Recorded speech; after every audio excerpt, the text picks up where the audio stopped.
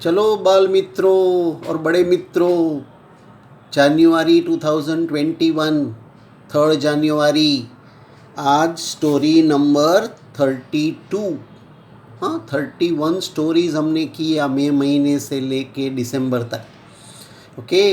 और हमारे बड़े मित्र जो है, हाँ, भूमि, पार्थ, यशा, कल्पना, नुपुर, वो सब फरियाद करते हैं कि आप हमारा तो जिक्र करते ही नहीं है। ओके, तो आज सबको याद कर लिया हमने। ओके, जिसका नाम नहीं लिया है वो भी हमें याद ही है। उसका मतलब ये नहीं कि सबका नाम लेना ज़रूरी है। ओके। और बाल मित्रों, आज जनवरी का पहला संडे, तो उसमें ऊर्जा पटेल एंड आशी राजदेव વિલ ટેક એટેન્ડન્સ. એ બંને આજની એટેન્ડન્સ લેશે આપણી બધાની. અને મલ્હાર રૈયારેલા અને શૌર્ય પારપાની will eat banana first, will distribute banana to all, सबको बनाना खिलाएगा और नाश्ता भी कराएगा, नाश्ता भी बांटेगा. ओके. और कियान को पहले बनाना देने का, कियान लाइक्स बनाना वेरी मच. ओके. तो आज एक बिल्कुल अलग स्टाइल की कहानी लेके हम आपसे बात करेंगे. कहानी वार्ता शुरू करशु. 32મી वार्ता. એ વર્ષો પહેલાં જ્યારે હું સ્કૂલમાં ભણતો હતો ત્યારે અમને ઇંગ્લિશમાં એક લેસન આવતું હતું, એક પાઠ આવતો હતો, ટોમ સોયર. ખબર નહીં હવે એ પાછું આવે જ કે નહીં, અને એ થોડી ઘણી મને યાદ છે. એમાં પ્રયાસ કરું છું એ પાછી વાર્તા કહેવાનો, મને બહુ જ પસંદ છે. ઓકે.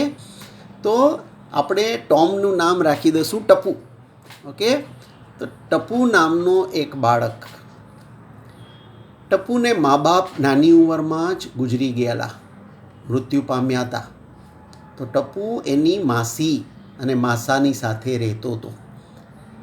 તો માસીને માસા થોડા કડક હતા, ગુસ્સાવાળા હતા. અને ટપુને મંડે ટુ સેટરડે તો સ્કૂલ હોય, અને સન્ડે રમવા બીજા બધા બાળકો બહાર રમતા હોય, પણ ટપુને રમવા જવા ભાગ્યે જ મળે. ઓકે. એની માસી છે ને ટપુને રાખે પોતાના ઘરમાં, પણ કામ બહુ કરાવે. રોજ તો કામ કરવાનું હોય, પણ રવિવારે તો આખો દિવસ કામ કરાવે. ટપુ બિચારો રડ્યા રાખે એકલો કે પોતાના મા બાપ નથી એટલે આમ કરે છે, પણ શું કરે.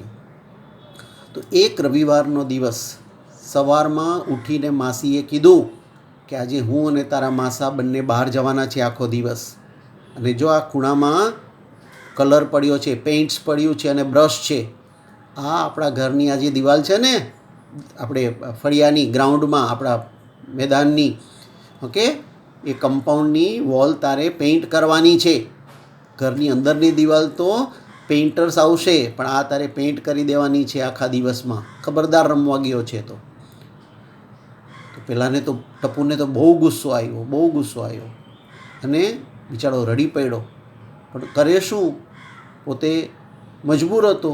માસીના ઘરમાં રહેવું હોય તો કામ કરવું પડે. પણ ટપુએ વિચાર કર્યો, આજે છે ને હું કંઈક નવું કરીશ. એણે જોયું કે બાળકો ત્યાં રમે છે બધા, હા, લખોટી લઈ, ગોટી લઈ, અને કોઈ કંઈક ખાય છે, કોઈ ઘરેથી કંઈક લઈ આવ્યા છે પોતાના મા બાપ પાસેથી. હા. અને એમાં એક ગોલી કરીને તો એપલ ખાતો હતો, એપલ લઈને આવ્યો. તો ટપુએ નક્કી કર્યું કે આજે આ બધાની પાસેથી આ બધી વસ્તુ મારે લેવી છે, હું પણ એમાં ખાઈશ. એટલે ટપુ શું કર્યું, પેઇન્ટનું બ્રશ લીધું અને વિસલ મારતો મારતો, સીટી મારતો મારતો, કોઈ ગીત ગણતો હોય ને, ગીત ગાતો ગાતો પેઇન્ટિંગ કરવા માંડ્યો. જેમ કે બહુ મોટો પેઇન્ટર હોય ને, મોટો કલાકાર હોય, મોટો હોશિયાર પેઇન્ટર હોય, એવી રીતે આમ સરસ મજાનું. તો ઓલા બધા બાળકો જોયું કે ટપુ કામમાં છે, તો આવ્યા. શું કરે છે ટપુને આમ વિસલ મારતો જોયો.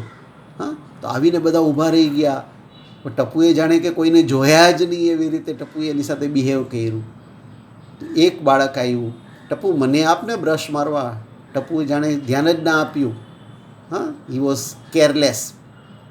પાછો આવ્યો કે લે હું તને 5 લખોટી આપું, તું મને 5 બ્રશ મારવા આપને. તો ટપુને જોઈતું હતું, પણ આમ એને દેખાવ એવો કર્યો કે એને બહુ ઇન્ટરેસ્ટ નથી, છતાં પણ 5 લખોટી લઈને એને થોડા બ્રશ મારવા આપ્યા. એક કર્યું તો બીજો છોકરો આવ્યો, એણે બી લખોટી આપી. ત્રીજો છોકરો આવ્યો, એણે પણ કંઈક બીજા રમકડા આપ્યા. એમ કેટલા બધા, અને બધા પેઇન્ટ કરવા માંડ્યા, અને ટપુ પાસે તો ખૂબ લખોટીઓ જમા થઈ ગઈ, ખૂબ બધી ગેમ્સ જમા થઈ ગઈ, રમકડા જમા થઈ ગયા.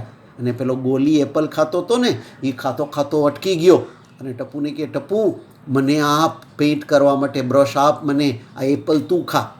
तो टप्पू के तू नहीं कर पाएगा. टप्पू को पसंद तो था, वो ही करने का था, भूख लगी थी टप्पू को, लेकिन वो बोलते गोली तेरे से नहीं होएगा. गोली बोलता है मुझे ट्राई तो करने थे, दूसरे बच्चे जैसे करते मुझे भी करने का है. તો ટપ્પુએ એના હાથમાંથી એપલ લીધું અને ટપ્પુ દરવાજાના ઓટલા પર બેસીને એપલ ખાઈ અને ગોલી બ્રશ કરે, પેલું પેઇન્ટ મારે. આવી રીતે સાંજ સુધીમાં આખી જે કમ્પાઉન્ડની વોલ હતી ને એ બધી સરસ મજાની કલર થઈ ગયો. અને માસી આવીને જોયું ને તો માસી ખુશ થઈ ગયા. વાહ ટપ્પુ, તूने बहुत बड़ा काम किया. लेकिन टप्पू को मालूम है क्या हुआ था. તો ટપ્પુને જોયું તમે, કામમાં આનંદ કર્યો તો બધા બાળકો પાસેથી વસ્તુ મળી. ટપ્પુએ ગુસ્સો કર્યો હોત અને ટપ્પુ નારાજ થઈ ગયો તો કાંઈ મળત નહીં અને પોતાના માટે કામનો બોજ બની જાય. તો આપણા માટે મોરલ શું છે આ વાર્તામાંથી? શું શીખવાનું કે વર્ક ઇઝ વર્શિપ. જો તમે કામને આનંદ કરો, કામમાંથી આનંદ મેળવવા માટેનો પ્રયાસ કરો તો તમને પણ બધાને આનંદ આવશે અને કામ બોજ નહીં બની જાય. Work will not be a burden. કામ બોજ નહીં બની જાય. તમારી મમ્મી તમને કામ આપે તો કેટલા બધા હાથ ઊંચા કરો જોઈએ, કેટલા બધાને ગુસ્સો આવે છે. જો 25 હાથ ઊંચા થઈ ગયા તો ગુસ્સો નહીં કરવાનો. કામમાં આનંદ કરશો ને તો કામ તમારા માટે આનંદ બની જશે અને તમને જરાય કંટાળો નહીં આવે. પછી એ સ્કૂલનું વાંચવાનું હોય કે મમ્મીએ કાંઈ બીજું કામ આપ્યું હોય, અને મમ્મી પપ્પા કંઈ પણ કામ આપે તો એનાથી ગુસ્સો કરવાનો નહીં અને એમાંથી શીખવાનું, અને આવી રીતે આનંદ કરશો ને તો બીજા પણ તમારી જેમ આવશે અને તમારા કામમાં ભાગ પડાવશે અને તમને ઘણી બધી વસ્તુ મળશે. ઠીક છે? તો આ નવા વર્ષમાં આપણે આ શીખવાનું. ઓકે, આજની વાર્તા પૂરી થઈ. ખાધું પીધું ને રાજ કર્યું, બટેટાનું શાક કર્યું. પાછા આપણે આવતા રવિવારે 10 તારીખે મળશું એક નવી વાર્તા સાથે. આવજો. જય શ્રી કૃષ્ણ.